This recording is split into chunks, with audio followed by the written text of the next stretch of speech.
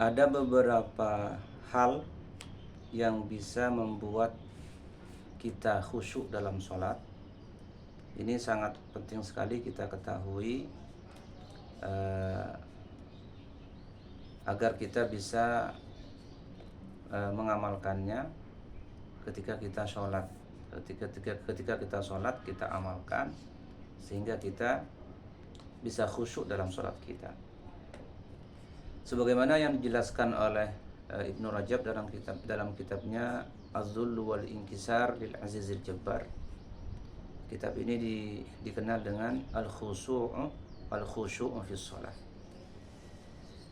Dalam kitab ini beliau menjelaskan beberapa aspek yang bisa membantu orang khusyuk dalam sholatnya.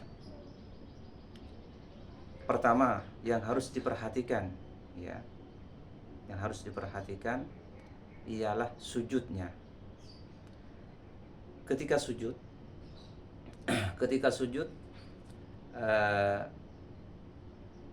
ini merupakan momen yang penting ya bagi orang yang sholat ya. Merupakan momen yang penting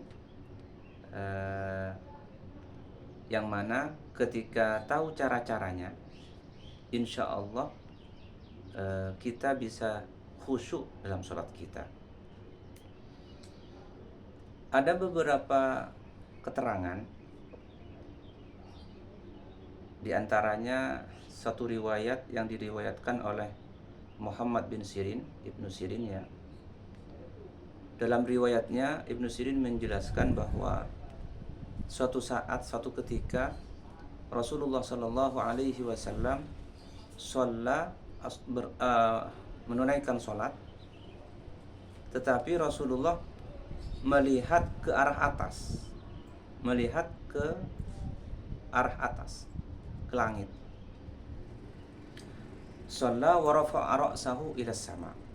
Rasulullah sholat dan menghadapkan mukanya, kepalanya ke langit. Kemudian apa yang terjadi? Turunlah ayat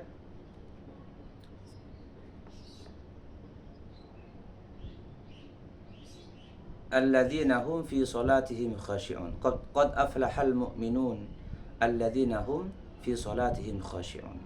Turunlah ayat ini sebagai merupakan teguran lah kepada Kanjeng Nabi Muhammad SAW, yang mana pada saat itu Kanjeng Nabi sholat dan menghadapkan mengangkat kepalanya ke langit.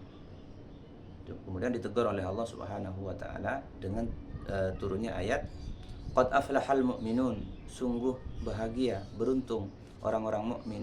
Siapa yang orang mukmin yang beruntung? Alladzina hum fi salatihim khashi'un, yaitu mereka yang di dalam salatnya khusyuk. Maka setelah turunnya ayat ini, Rasulullah sallallahu alaihi wasallam faja'ala ba'da dzalika wajhahu haitsu yasjudu. Maka Rasulullah tidak menghadapkan mukanya lagi, tidak mengangkat kepalanya lagi ke langit. Tetapi apa? Tetapi Rasulullah sallallahu alaihi wasallam melihat ke tempat sujud. Di beberapa keterangan dijelaskan bahwa dengan melihat ke tempat sujud ini bisa membuat kita fokus dalam sholat, bisa membuat kita khusyuk di dalam sholat. Jadi ketika sholat kita menghadap ke tempat sujud, jangan memejamkan mata atau melihat ke arah yang lain, Kita fokus ke depan, kita fokus ke tempat sujud. Itu kata ulama bisa membuat kita khusyuk di dalam sholat kita. Tentu ya bukan sekedar kita melihat ke tempat sujud, kita juga harus merenungi bahwa kita sebenarnya berada di hadapan Allah Subhanahu wa taala. Karena sujud ini merupakan suatu lambang yang menunjukkan bahwa kita sebagai manusia di hadapan Allah Subhanahu wa taala sangatlah hina. Di hadapan Allah Subhanahu wa taala kita tidak berdaya, maksudnya. Kita tidak berdaya di sisi Allah Subhanahu wa taala. Itu yang harus kita rasakan ketika sujud. Makanya sujud ini as-sujudu madharu dhullil abdi di rabbih. Sujud itu merupakan salah satu aspek yang menunjukkan bahwa seorang hamba hina, tidak berdaya di sisi Tuhannya, di sisi Allah Subhanahu wa taala. Kenapa? Karena pada saat sujud kita sebagai hamba meletakkan bagian anggota tubuh kita yang paling mulia, yaitu kepala, itu diletakkan di tanah, disungkurkan ke tanah. Itu artinya apa? Artinya bahwa kita tidak berdaya di sisi Allah Subhanahu wa taala. Bahwa kita adalah seorang hamba yang hina di sisinya. Allah yang Maha Agung, Allah yang Maha Mulia. Itu yang harus kita yang harus kita renungi dalam sujud kita. Karena ketika itu dirasakan, ketika kita merasa tidak berdaya di sisi Allah Subhanahu wa taala, Allah yang memiliki daya, Allah yang Maha Mulia, maka apa? Maka kita pada saat itu sangatlah dekat dengan Allah Subhanahu wa taala. Inna aqrabu ma yakunul abdu min rabbih wa huwa sajid. Dalam keadaan sujud. Wa min tamami khusyu'il 'abdi wa tawadu'ihi lillahi ta'ala annahu dhalla li rabbih birruku'i was sujud.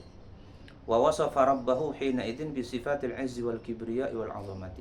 Maka ketika sujud itu seakan-akan kita mengucapkan, mengakui bahwa kita sebagai insan biasa, sebagai manusia sangatlah hina di sisi Allah Subhanahu wa taala. Kemudian siapa yang mulia? Yang mulia, yang memiliki sifat-sifat yang mulia itu Allah Subhanahu wa taala. Yang memiliki sifat-sifat yang agung itu Allah Subhanahu wa taala. Kita pasrah penuh kepada Allah Subhanahu wa taala. Itu yang pertama. Jadi hal yang bisa membuat kita khusyuk dalam sholat adalah ketika kita sujud, fokus ke tempat sujud, melihat ke tempat sujud. Itu yang bisa membuat kita khusyuk dalam sholat. Jangan tolak-toleh ke kanan ke kiri. Ini sesuai dengan pembahasan kemarin ya, bahwa pengertian khusyuk dalam sholat itu alla yaltafita yaminan wa shimalan. Tidak boleh menoleh ke kanan maupun ke kiri. Itu sudah menunjukkan kita khusyuk. Atau menghadapkan kepala kita ke muka kita ke langit, itu juga tidak melambangkan khusyuk. Apa yang melambangkan khusyuk, yang menunjukkan kita khusyuk?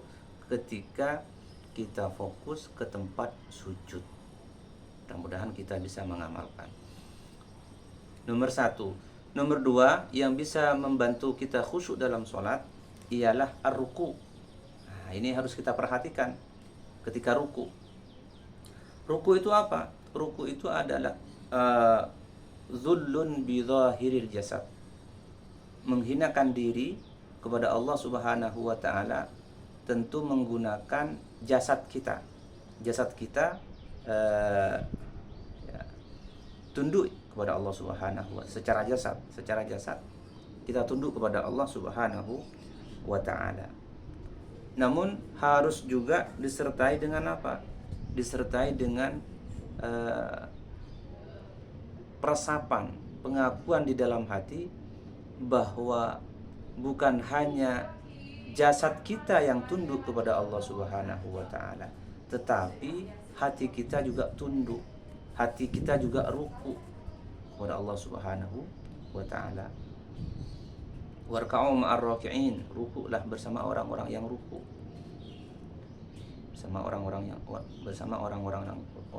ruku.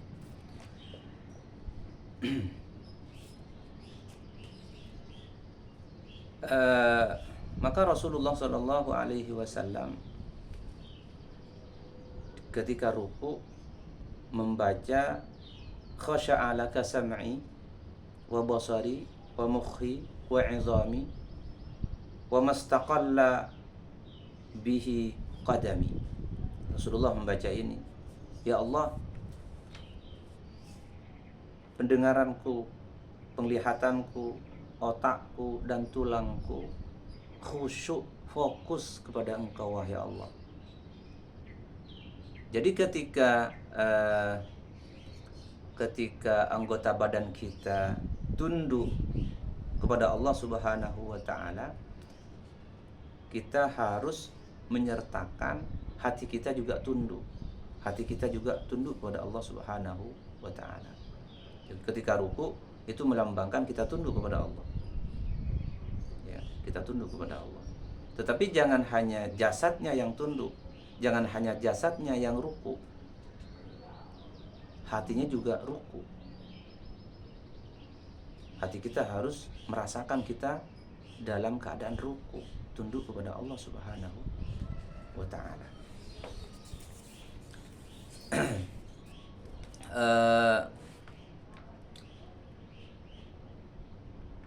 Karena intinya ya, kuncinya ialah hati. Ketika hati kita tunduk kepada Allah Subhanahu wa taala, maka seluruh anggota badan kita akan ikut tunduk kepada Allah Subhanahu wa taala, sebagaimana yang dijelaskan dalam hadis, ala inna fil jasadi mudghatan idza saluhat saluhal jasadu kulluhu wa idza fasadat fasadal jasadu kulluhu. Itu jadi intinya terletak pada apa? Terletak pada hati. Terletak pada hati.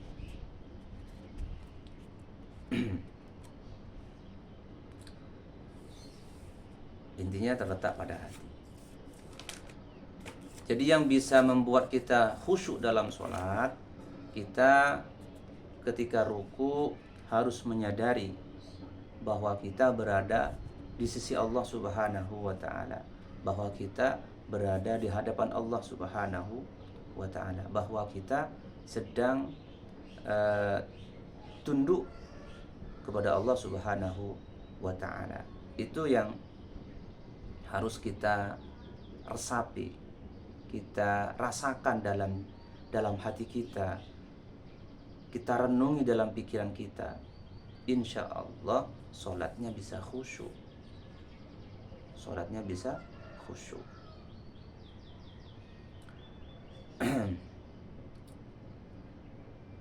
Karena sebenarnya sholat itu isinya apa? Sholat itu isinya qiyam, ruku, sujud, dan juga qu'ud. Itu isi sholat. Sholat itu isinya apa? Qiyam itu berdiri. Kemudian ruku, kemudian sujud, kemudian qu'ud ini duduk. Itu isi sholat. Apakah ada pengertian-pengertian khusus? Tentu ada. Sebagian ulama menjelaskan bahwa qiyam, berdiri itu merupakan salah satu khasiatul insan. Khasiat ciri khas ya. Ciri khas manusia itu adalah qiyam, berdiri. Itu ciri khas manusia. Kemudian ruku ini adalah ciri khas hewan. Ruku itu ciri khas hewan. Jadi hewan-hewan itu kan rata-rata ruku kan. Hewan itu rata-rata kayak posisi ruku.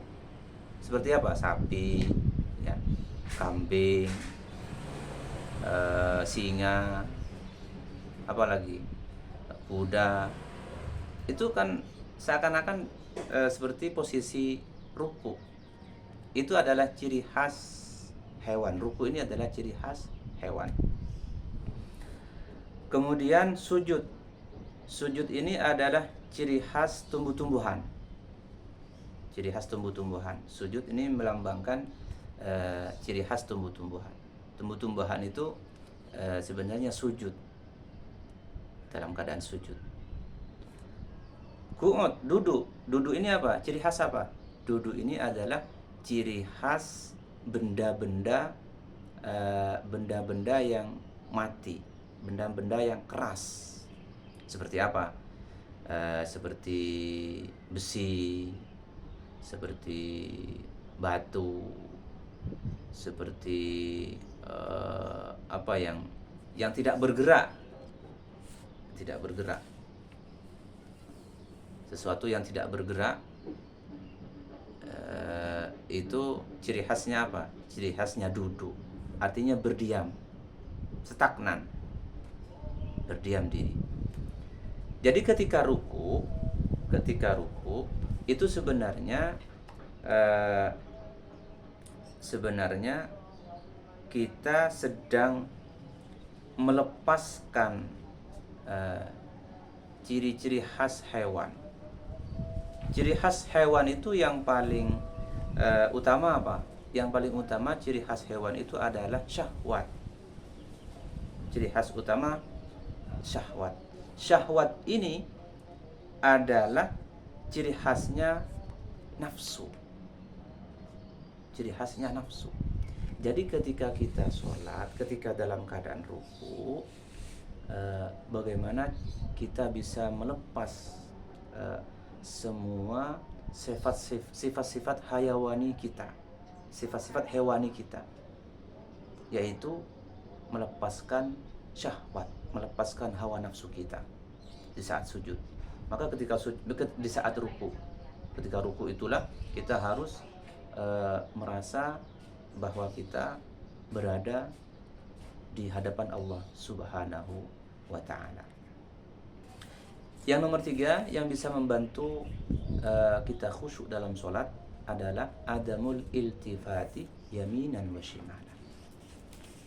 Tidak menoleh ke kanan dan ke kiri.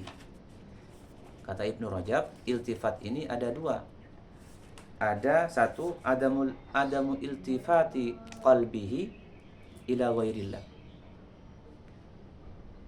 Adamu iltifati qalbihi ila ghairillah.